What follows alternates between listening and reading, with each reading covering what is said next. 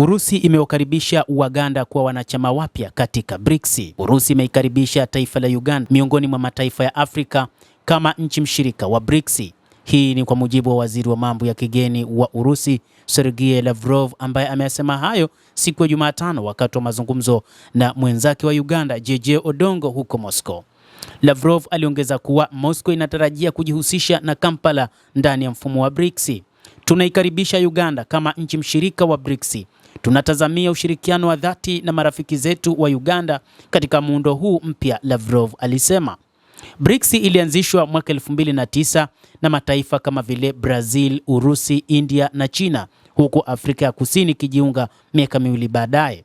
Mnamo mwaka 2024, umoja huo ulipanua wanachama kamili kwa Iran, Misri, Ethiopia, Umoja wa Falme za Kiarabu na baadaye Indonesia, Nigeria na sasa Uganda zilikuwa ni nchi washirika wa BRICS mnamo Januari mwaka 2025 pamoja na nchi zingine 7 nje ya Afrika. Mawaziri hao walijadili masuala mbalimbali yanayohusiana na ushirikiano baina ya nchi hizo mbili. Mkazo hasa uliwekwa kwenye biashara, uwekezaji, nishati, kilimo, sayansi na teknolojia ya juu na huduma za afya. Pande zote mbili zilisisitiza nia yao ya kuimarisha mazungumzo ya kisiasa yenye msingi wa sheria za kimataifa na kanuni za mkataba wa kimataifa. Wakati wa mkutano huo, Odongo aliomba msaada wa Urusi kulinda ardhi au mali huko Moscow ili kuanzisha kansela ya kudumu. Mwanadiplomasia huyo mkuu wa Uganda alikuwa sehemu ya wajumbe wa ngazi za juu wakiongozwa na makamu wa rais Jessica Alupo, ambaye pia alifanya mazungumzo na mwenyekiti wa baraza la shirikisho la Urusi Valentina Matvienko. Alielezea Uganda kama mmoja wa washirika wakuu wa Urusi katika bara la Afrika.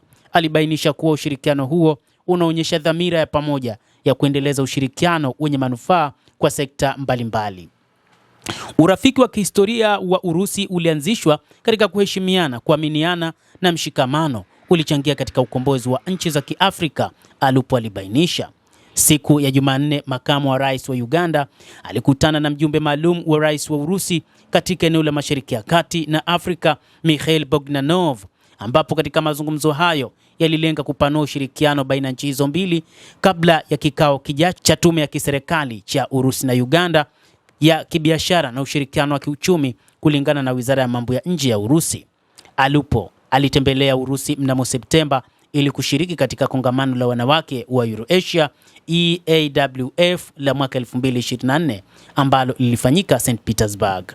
Endelea kutufuatilia mtazamaji, na usisahau kulike, usisahau kucomment, kadhalika na kusubscribe channel yetu hii ili upate habari hizi kwa mapana hapa The World News. Naitwa Adam Hussein. Endelea kuwa nasi wakati wote.